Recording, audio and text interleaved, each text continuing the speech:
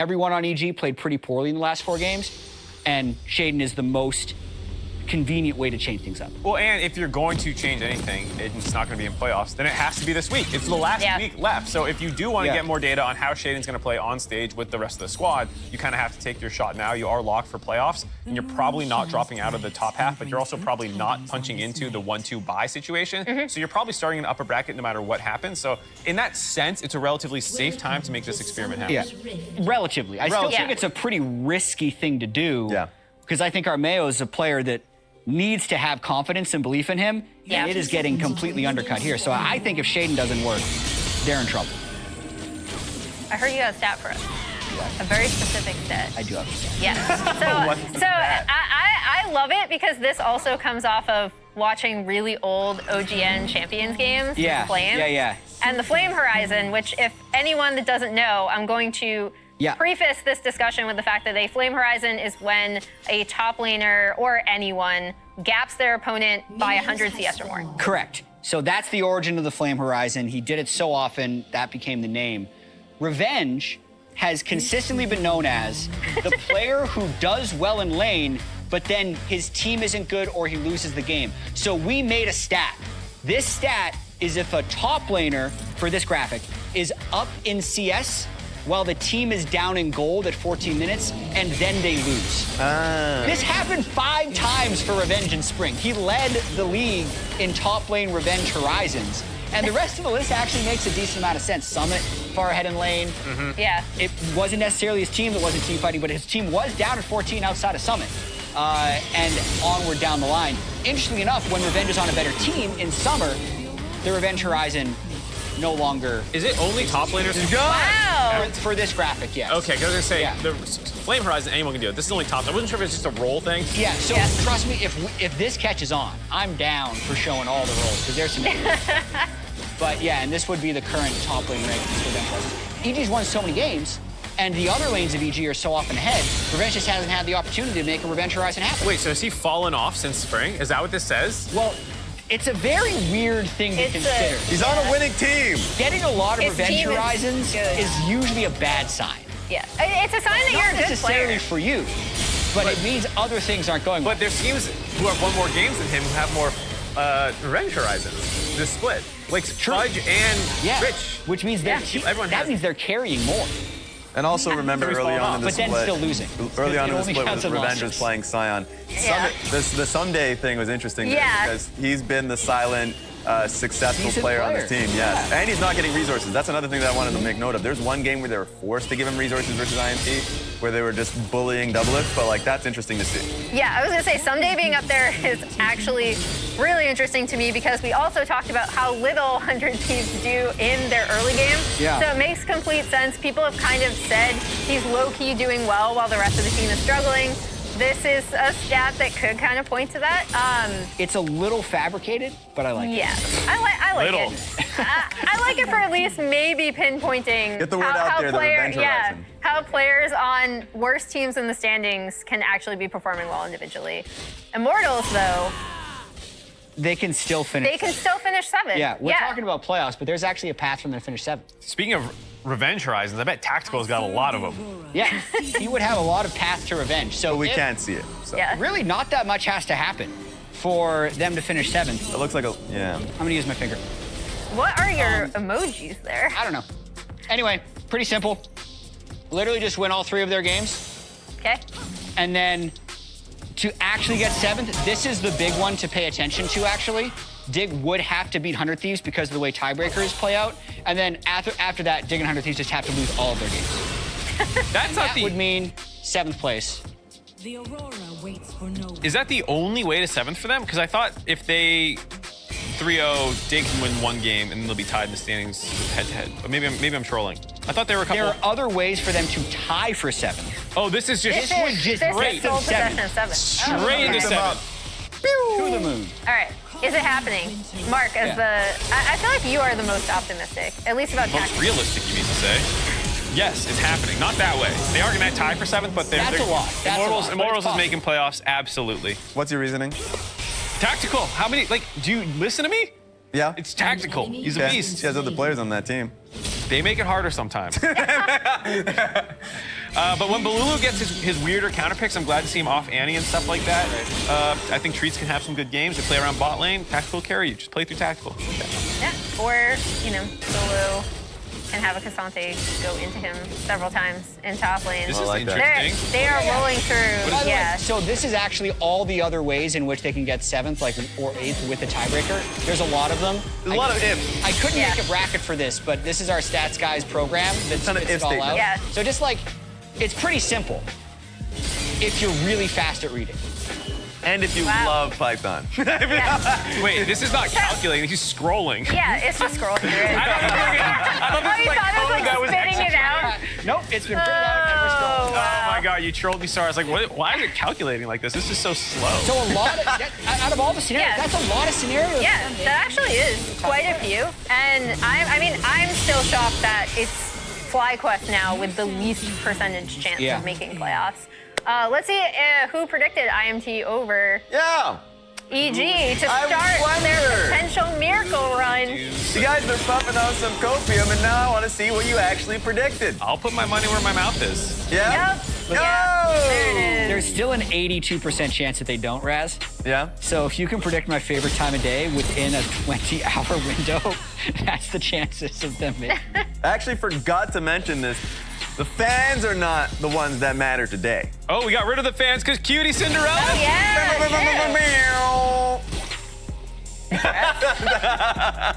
That was beautiful. Also, Cutie agrees with you and me all day. There we go. That's what The we're three talking of us. about. She's a sheep. The three of us have the correct. Actually, I'm pretty sure I nosedived in predictions after last week, and Mark is gaining Been on some fire. steam. Yeah, I'm making a request of the after the producers. craziness. Mark's What at is least your at request? 55% the last few weeks. I hope- Replace Mark Z with Cutie Cinderella. Go for it. If you can't handle someone being so right that you have to remove me from the graphic. I am intimidated. We'll see. If IMT beat EG, Mark is continuing to whoop our butts in predictions. Cutie will be here all day doing a bunch of super fun content, trolling players. It'll be a good time. Let's go to the show. Yeah, you're casting, Jack. Get out Oh, there. Get yeah. up there.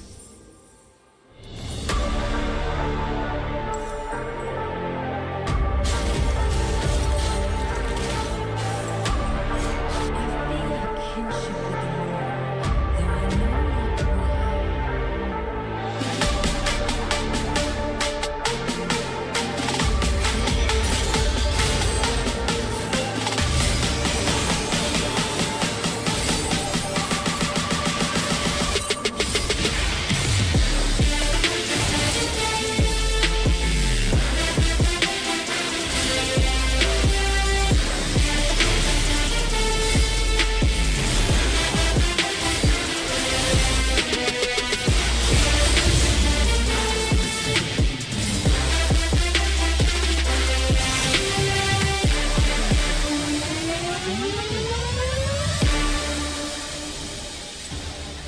Hello and welcome to the final week of the regular season of the LCS for summer 2023. Let's go.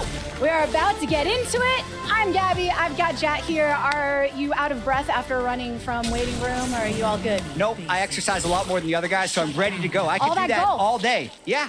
Yeah, I think people underestimate the work that it takes behind that swing. The to really be on 17,000 top steps a of day. it. Yeah. Well, anyways, no steps to be had by the players on the stage, as they'll be locked in for the next half hour if it's really, really short. Yep. Or longer if we get a bit of a scrap between Immortals and Evil Geniuses. Different states onto which these teams are entering the final week. They really are, with the fact that EG is already locked in playoffs and Immortals is really fighting for their lives. However, if you were to just look at last week, Immortals would actually be on a better trajectory. Immortals won 2 of 3 last week. EG lost all 3 and are on a 4-game losing streak and made a roster change. So I think because of the events of the last 3 to 4 games for each team, this game actually becomes a lot more of a toss-up than you would think by looking at the records. Yeah, and I think that we will also be looking at how Shaden performs, that roster change that you are mentioning. I know that there was some curiosity around the announcement, thinking how long was this in the works? Is it something based on merit? What's going on here? I will say, Jed, there's Yeah. a benefit to being a caster for both the LCS and NACL. How do you feel like he's done? I feel like he has been able to play the aggressive style that he really enjoyed last year and has developed as such. Evil Geniuses have been on the rise, sending into playoffs. But one of the notes that I was going to add in terms of him making this play into the LCS is I saw it on the narrative doc many weeks ago that, hey, maybe he'll get LCS time. This isn't a spur-of-the-moment addition just for Week 6. It's something that has come from his performance thus far in the NACL. Yeah, and I think it was also part of the pre-season expectations when EG was rebuilding their roster. They were definitely taking a bit of a shot on Armao initially because Armao didn't actually play competitively for all of spring. He was a coach on C9, so during the EG Asset Day shoots, they were shooting with 6 players. Armao started the split so hot that I think Shaden became an afterthought, but once the 4-game losing streak happens, the afterthought becomes a little more top of mind, and it looks like they want to give him a try. And I'm sure Immortals are very prepared for this matchup. I'll get some more details onto the history between Kenvi and Shaden, both Filipino junglers that are now facing off in this particular matchup. But Immortals, after catching up a bit with Kenvi and Balulu, their whole plan for this week is to lean into their unique style and look at what we're locking in right at the top. Yeah, that's dive all day. That does allow them to play through bottom lane if they so choose. That's where they found a lot of their success in Week 5. However, just saying at the very start of draft, we're picking dive can be dangerous against a competent, flexible team. So picking dive already into those 3 champions that EG has is pretty rough. It's very hard for Kai'Sa Alistar to get successful engages on Rell Poppy. And on top of that, if they make it to the 80 carry, Unforgiven just presses R and it's all for nothing. So already I really like the first 3 from EG, comparing them to the first 3 for Immortals. Yeah, you're exactly right. It's that duality of the escape mechanism that Xayah provides with that Featherstorm, but also having a Poppy on the squad to hit them away with the Keeper's Verdict should a Nocturne show up out of nowhere is a good place for Evil Geniuses to be in this draft as we round out the last bans. Yeah, the Twisted Fate ban I do like. You want to throw anything at Balulu that's a little bit outside of the big meta mids because he hasn't necessarily performed that well on those. And I think there's a decent chance that EG actually saves their 5th pick for JoJo, as when they're subbing in a new jungler, I think it's very important to make sure JoJo can be the primary carry. So you can see already he's the one doing the majority of the talking at this point, because I think they're trying to dial in his pick, whether that's the power pick after banning out Twisted Fate or waiting for the counter. JoJo is such a central point to the storyline of Evil Geniuses throughout this split. Early on, their success comes from playing around their star mid laner.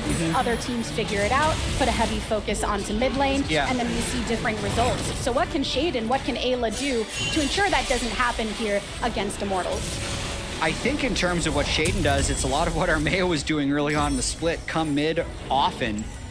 In the first few weeks when Armao actually picked up the Player of the Week, he had I believe, 25% mid proximity, which means 25% of the time between 3 and 14 minutes, he was actually within 2,000 range, which was like kind of half a river of JoJo, which is incredibly high. It was higher than anybody else in the league. So with Ahri Poppy, that is a very versatile duo that they can kind of decide the way they want to play the game with. And Ahri is a pick on which JoJo is extremely comfortable, often banned out against him to get to the depths of his pool, but not the case here today when facing off against IMT. Yeah, I'm actually a little bit surprised that EG decided to pick mid there and not top there, because the guy you see on screen right now, Solo, while effectively just plays tanks. So that makes it a lot easier for Revenge to get a favorable matchup with a blind pick, and would allow JoJo to get a more favorable matchup with a counter pick, but we'll see.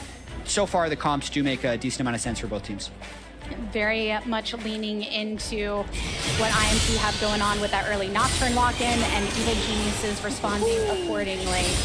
But this is what I was most curious about, Jat. What would go into the mid lane when Balulu was talking about playing to the uniqueness of the squad? Exactly. He's seeing that it goes into Ahri. He wants to stop Ahri from dashing around too much, so Cage ult at the start of a team fight, try and keep JoJo under wraps a little bit. And Immortals is trying to pull things out. As Mark was saying earlier, when Balulu can play some of the slightly more quirky stuff, he seems to be more effective. But I do want to see Revenge getting another chance on Gwen to see if he can make a big impact in this top lane today. All right, both of the drafts completed. What do you make of the overarching meanings of each squad? I know you highlighted the dive that IMT are looking for in the responses of the Evil Geniuses, but the cohesive look here. Yeah, I mean, cohesion-wise, Immortals does have it aside from the Veigar. Veigar is definitely his tiny little legs can't keep up with the dive that many times, but he's hopefully able to still do a little bit against the Ahri and team fights.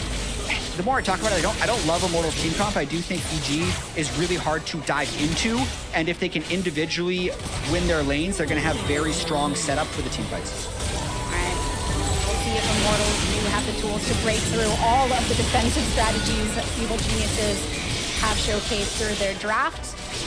Again, I know that a lot of people are counting out Immortals in terms of playoffs, but you have to index into, as you know, Gen Z as it sounds, the vibe of this team. Okay. The good vibes. I think when you look at teams that are put in a tough position where you have to get the 3-0, you're dependent upon other teams and their results. You know, Dignitas and 100 Thieves, for instance, are teams that Immortals will be tracking pretty closely.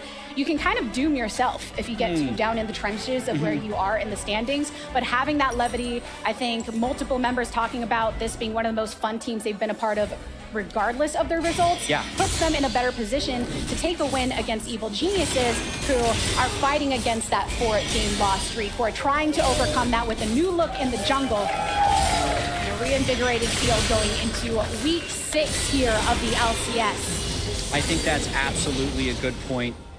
Vibes are more important than you'd realize, but also harder to judge than gameplay, because we never know all of the behind-the-scenes conversations, whether EG is happy or stressed about Shaden being in for Armeo. We just don't know. So we'll have to see how they're able to execute.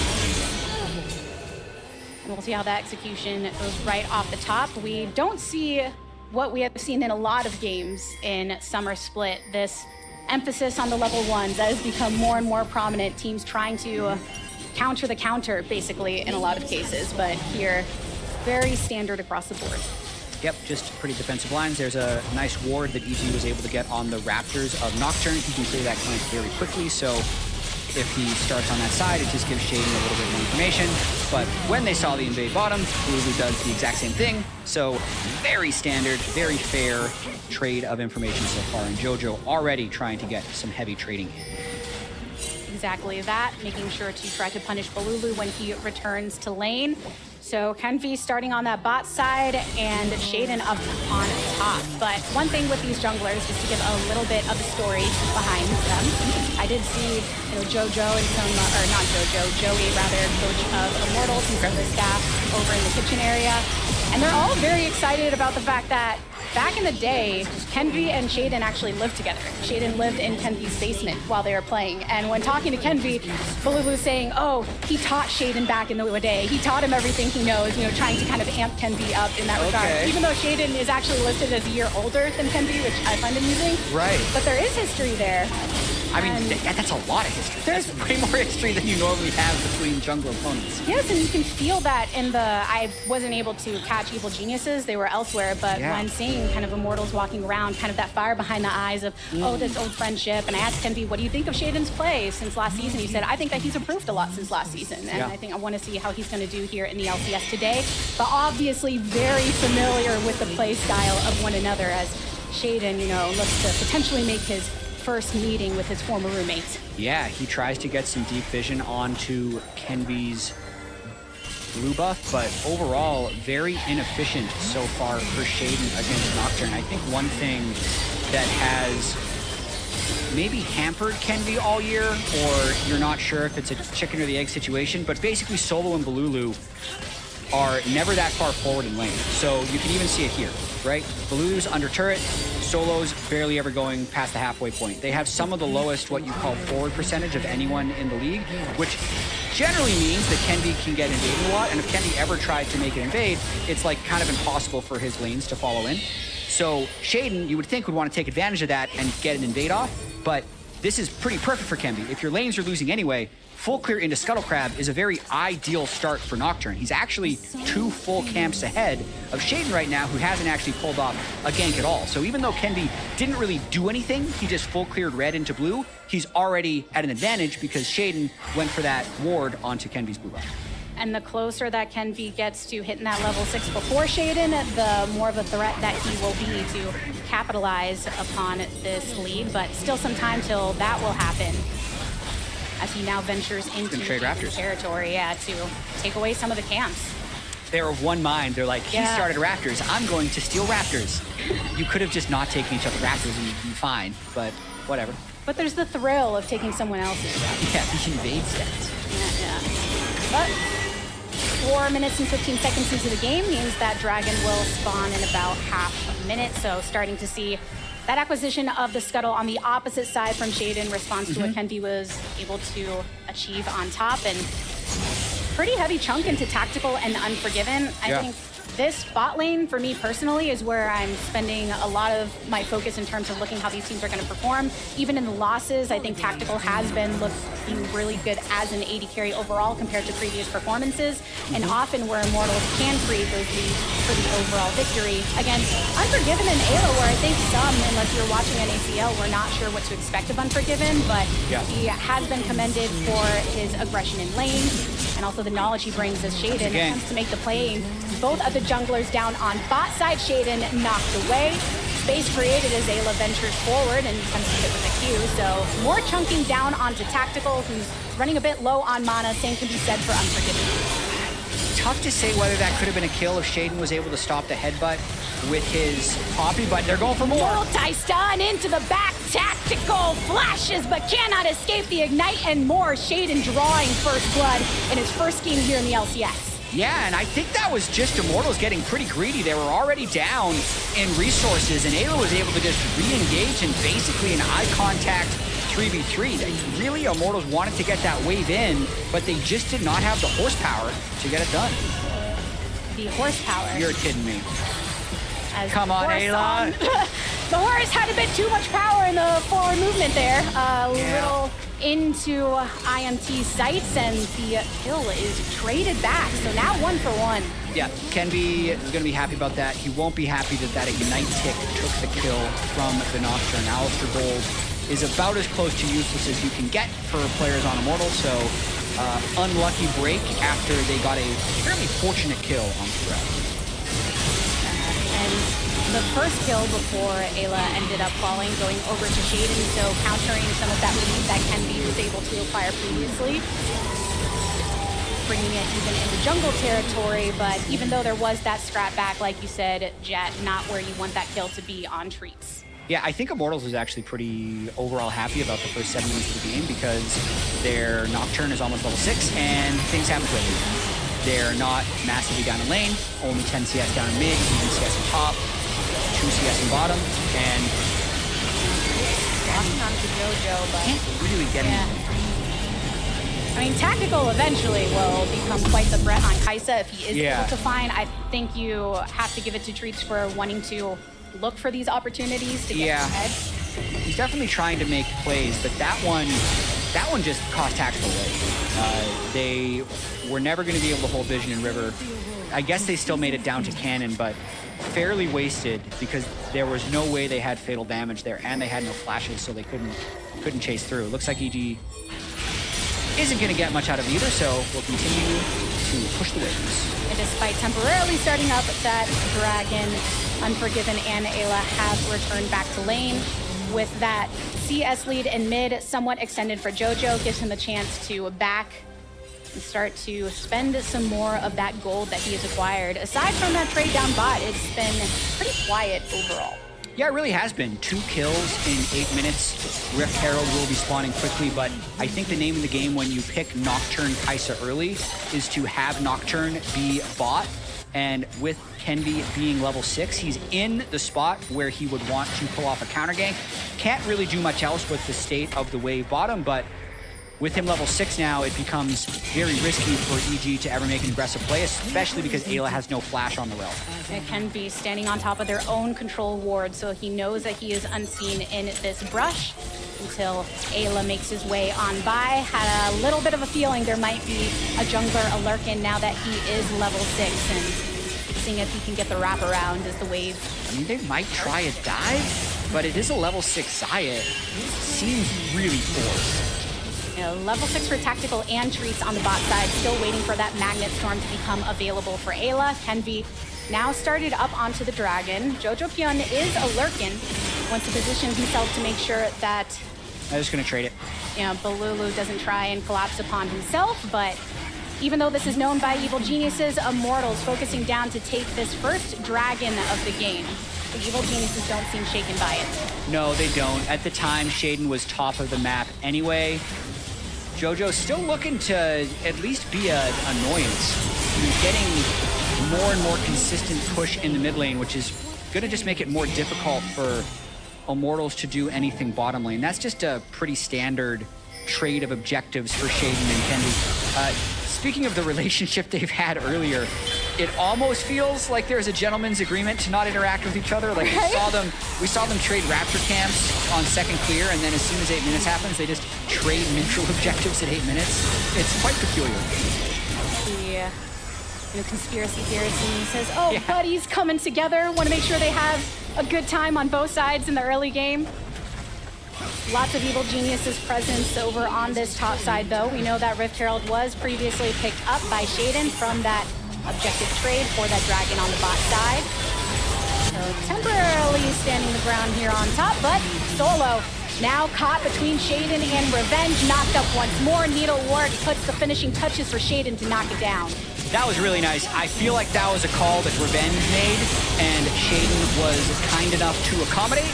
They could also get a lot of plays with that Rift Herald, and Kenvi really wants to cross map, but again, look at Jojo shadowing a blue buff. He completely shuts that down because it's already going to be hard to dive a Xayah. It's suicide to dive a Xayah when Ahri's in jungle. So they're really, really, really trying to pressure him for getting out of this game. Now that they can bring Balulu down, we might see the dive. And the Rift Herald being dropped by Shaden, teleport coming in from Evil Geniuses. Jojo's doing so much to stop this, though. So after he covered the first gank by being at blue, he went back to mid and then covered again with teleport. So Jojo is absolutely, even though it doesn't show up on the scoreboard, controlling this game. A lot of the reward he gets for how he shoved in that mid lane was getting the CS lead and kind of dictating where Balulu had to be in terms of responding to lane, to the plays down on bot side, and having that additional threat for Evil Geniuses with the teleport. Doing good work in what is, yes, somewhat quiet of a game, but you have to take notice on when those plays are offering that kind of, you know, abstract pressure. Yeah, I mean, just look at how much Immortals tried to set up that play. They spent so much time in River and the first layer of the jungle, but on the scoreboard, it doesn't mean anything. The CS is completely even because Jojo was able to just counter that with his presence. So really, really nicely done there by EG to stop all those plays and get their own positive play in public. And speaking of presence, just suffocating what Kenvi is able to do. Now level 8 with Nocturne, you're looking at where are those plays, the Paranoia coming in to have an effective dive. Not really an opening that Immortals have been able to take full advantage of. No, definitely not. They're going to have that long wait before Kenvi's ultimate is back up. Solo not making many plays. Looks like you got the Rift Herald drop up there as well, so 4 plates already taken down from that turret. They're not getting anything from mid lane with Balulu because Jojo is consistently shoving that in with ease on the Ahri. And the one spot where they do get an advantage, there's a Xayah, who's incredibly hard to dive, which is what we pointed out in the draft when Immortals said they wanted to dive.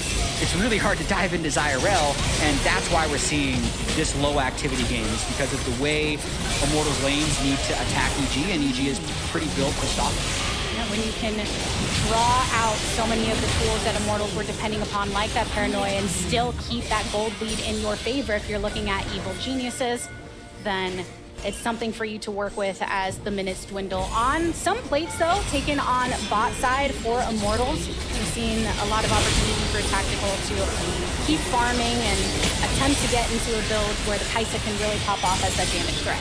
Yeah, it's going to help the wave clear a little bit if they get outside of laning phase, but looking for a play here. For it. All right, the cow goes in, and the pair